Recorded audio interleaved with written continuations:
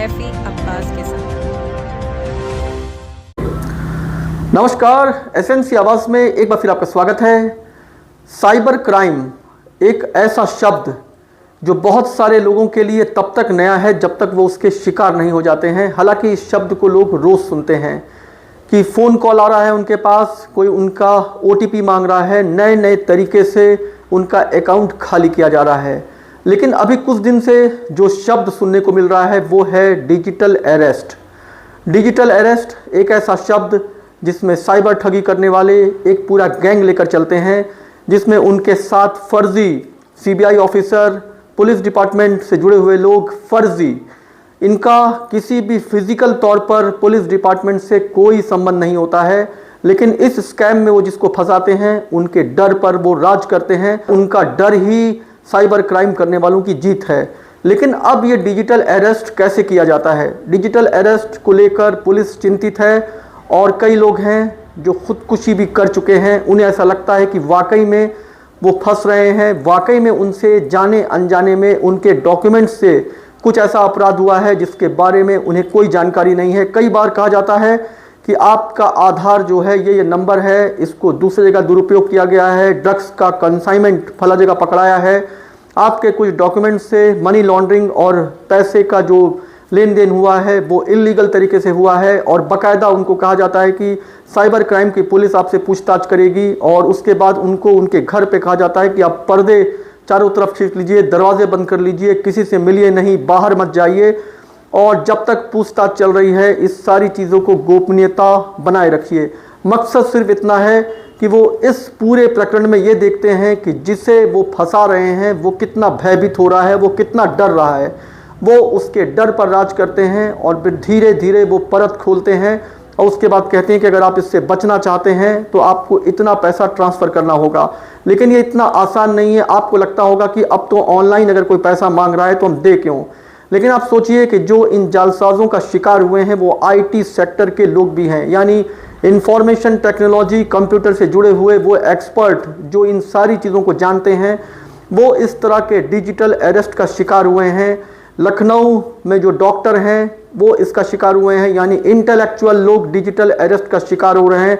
कोई 24 घंटे, कोई 48 घंटे, कोई 5 दिन उस दर्द और उस डर से गुजर रहा है जहां उन्हें ऐसा लगता है कि उसने कुछ ऐसा क्राइम जाने अनजाने में उसके डॉक्यूमेंट से हुआ है और उसने कभी सिम इशू जो कराया है। जो साइबर क्राइम से जुड़े हुए लोग हैं वो कहते हैं कि आपके आधार से ये काम हुआ है, आपके आधार से जो कंसाइनमेंट पकड़ा गया है वो इलीगल है और कुछ ऐसा है जो आप विदेशों में ट्रांसफ़र कर रहे थे। जबकि सच्चाई ये है कि इन सारी चीज़ों का उस व्यक्ति का कोई लेना देना नहीं है। लेकिन वो कुछ इस तरह का उसके चारों तरफ एक स्कैम बनाते हैं, एक ऐसा जाल बुनते हैं जहां सामने वाले को लगता है कि रियल में उसके साथ कुछ गलतियां हुई हैं। पहले डिजिटल जो ठग हैं उनमें से एक एक्सपर्ट इस तरह से बात करता है जैसे लगता है कि वो एक बड़ा ऑफिसर है और वो हमदर्दी कर रहा है। कभी वो थ्रेटिंग जैसे शब्द और अल्फाजों का इस्तेमाल करता है, फिर दूसरी तरफ ऐसा लगता है कि वो उसकी कुछ मदद करना चाहता है। उसके बाद कहता है कि ये कॉल हम आपका जो हमारे सीबीआई या पुलिस डिपार्टमेंट को हम ट्रांसफ़र कर रहे हैं। उसके बाद बाकायदा जो वीडियो कॉल चलती है उसमें दिखाता है कि वर्दी पहने हुए कोई पुलिस डिपार्टमेंट का व्यक्ति बैठा हुआ है। वो कह रहा है कि हाँ अभी आपका सारा पेपर हमारे यहाँ ट्रांसफ़र हुआ है। कई डिजिटल अरेस्ट में तो ये भी दिखाया गया है कि फर्जी तरीके से बाकायदा कोर्ट में जो जज हैं वो बैठकर उसके मामले को देख रहे हैं। उसके बाद धीरे धीरे जो डिजिटली तफ्तीश है वो उससे बार बार धमकी देती है कि आपको फिजिकली अरेस्ट किया जा सकता है, यानी डिजिटल अरेस्ट में फिजिकल अरेस्ट करने की धमकी दी जाती है।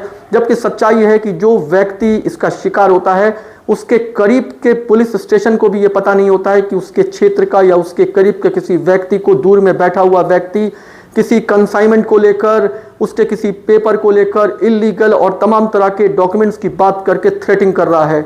और जब तक वो इसके जाल से निकलता है कई बार वो लाखों रुपए और करोड़ों रुपए अपना गंवा चुका रहता है। तो डिजिटल अरेस्ट साइबर क्राइम की दुनिया में लोगों के लिए एक नया शब्द हो सकता है। इससे पहले ठगी करने वाले ओटीपी, केबीसी में लॉटरी लगी है और तमाम तरह के शब्दों का इस्तेमाल करते थे। उन्हें ऐसा लगा कि अब ये शब्द पुराने हो गए हैं, लोग इसको जान गए हैं, इसलिए अपना आधार और तमाम चीज़ों को नहीं बताते। तो अब ये साइबर ठग अपने साथ पूरा पैनल लेकर चलते हैं जिसमें वो साइबर क्राइम के पुलिस से लेकर कस्टम अधिकारी से लेकर कुरियर का नाम लेकर कि आपका जो कुरियर है वो फला जगह पर पकड़ाया है, उसमें ये निकला है, हेरोइन निकला है, ड्रग्स निकला है, पैसे के लेन देन का ट्रांजैक्शन सामने आ रहा है, हवाला का सामने आ रहा है, वो सारी चीज़ें जिससे आप थ्रेटिंग हो सकते हैं। और इसमें वो लोग भी फंस रहे हैं जो अपने आप को इंटेलेक्चुअल कहते हैं और कई बार वो कहते हैं कि हमें तो कोई फंसा नहीं सकता है। डिजिटल अरेस्ट में जिस तरह से लोग फंस रहे हैं, इसका सीधा सा तरीका है कि +87 या इस तरह के दूसरे नंबर जो आपको लगता है कि वो आपके अपने देश का +91 कोड नहीं है, उससे जुड़े हुए किसी भी कॉल को मत उठाइए।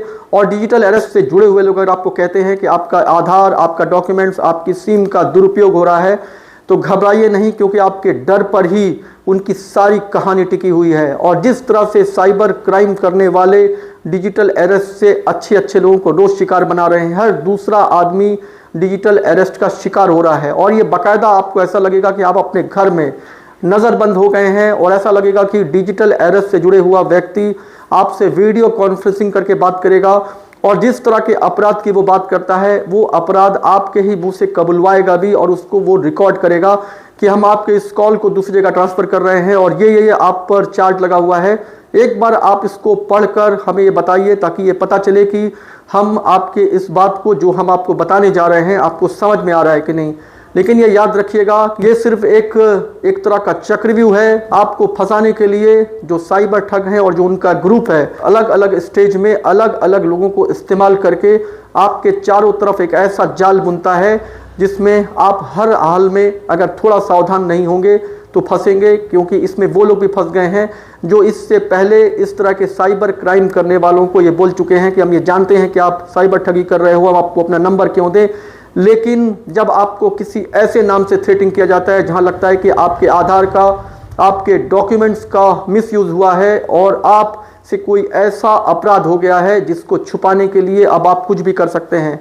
कई ऐसे हैं जिन्हें लगता है कि वो पैसा नहीं दे पाएंगे तो खुदकुशी जैसा रास्ता भी अपना रहे हैं। पुलिस के लिए इस वक्त जो सबसे बड़ी चिंता है वो डिजिटल अरेस्ट है, जो साइबर ठगों का एक बहुत बड़ा हथियार है और करोड़ों रुपए इस तरह से जो साइबर ठग हैं वो ठगी कर रहे हैं। क्योंकि साइबर ठगों के जाल में फंसने वाला कई बार अपनी जानकारी को अपने कर्मियों को नहीं बता पाता है। उसे लगता है कि उससे ऐसा अपराध हो गया है कि आखिर वो कैसे बताए। वो सिर्फ इससे निकलने के लिए हर तरह के तरीकों और हथकंडों को अपनाने की कोशिश करता है कि बस वो इससे निकल जाए, उससे इससे निजात मिले। कई बार साइबर ठगों के निशाने पर आप सीधे हो सकते हैं और कई बार वो आपके बच्चों का नाम लेकर कि वो अमुक जगह पर पढ़ते हैं, उनके पास बहुत सारी जानकारी होती है और उस जानकारी से वो आप तक पहुंचते हैं और वो ये दिखाने की कोशिश करते हैं कि उन्हें आपकी सारी जानकारी है। और यही आपकी उस कमज़ोरी को वो पकड़ते हैं कि उस जानकारी को जानने के बाद आपके चेहरे का डर उनको उनकी कामयाबी तक किस तरह से पहुंचा रहा है। तो कई बार वो आपके बच्चों के नाम से, कई बार आपके ऐसे लोगों के नाम से जिनको आप कभी भी मुसीबत में देखना नहीं चाहते हैं, उनके नाम पर ही आपसे लगातार ठगी कर रहे हैं। तो डिजिटल अरेस्ट एक ऐसा अरेस्ट जिसमें वीडियो कॉन्फ्रेंसिंग करके आपको ही आपके घर में कैद किया जाता है और डिजिटल ही आप पर मुकदमे, साइबर क्राइम, पुलिस, तमाम लोगों का थ्रेटिंग देकर वीडियो कॉल से अलग अलग लोग आते हैं और ऐसा लगता है कि आप पूरी तरह से एक ऐसे अपराध में फंस रहे हैं जिसके बारे में आप जानते नहीं हैं, लेकिन इसको निकलने के लिए आप करोड़ों की कीमत देने को तैयार हैं। और जिस तरह से साइबर ठगी डिजिटल अरेस्ट की तरफ जा रही है, इससे बचने की ज़रूरत है। तो हर हाल में इस तरह के डिजिटल अरेस्ट जैसी चीज़ों पर जब कोई आपको फ़ोन करता है और आपको ये कहता है कि आपका अमुक कंसाइनमेंट है वो पकड़ाया है, उसमें इलीगल चीज़ें मिली हैं, तो आप ये समझ लीजिएगा कि आप डिजिटल अरेस्ट के शिकार हो रहे हैं। और अपने करीब के जो पुलिस विभाग से जुड़े हुए लोग हैं उसको इसकी जानकारी दीजिए। और इसके साथ साथ साइबर फ्रॉड के लिए जो नंबर है उस नंबर से भी आप ज़रूर बात करिए, क्योंकि आपकी ज़रा सी सावधानी, ज़रा सी समझ और वो खौफ जो आपके चेहरे पर वो देखना चाहते हैं, उससे बचकर आप इस तरह के डिजिटल अरेस्ट करने वालों के मंसूबे को फेल कर सकते हैं। और वो काफ़ी एक्सपर्ट लोग हैं जो इस तरह का डिजिटल अरेस्ट की ठगी में जुड़े हुए हैं और वो आपके उसी खौफ और उसी आपके जो तौर तरीके हैं उसका मनोवैज्ञानिक विश्लेषण कर कर आपको फंसाना चाहते हैं। एसएनसी आवाज़ के साथ सैफी अब्बास।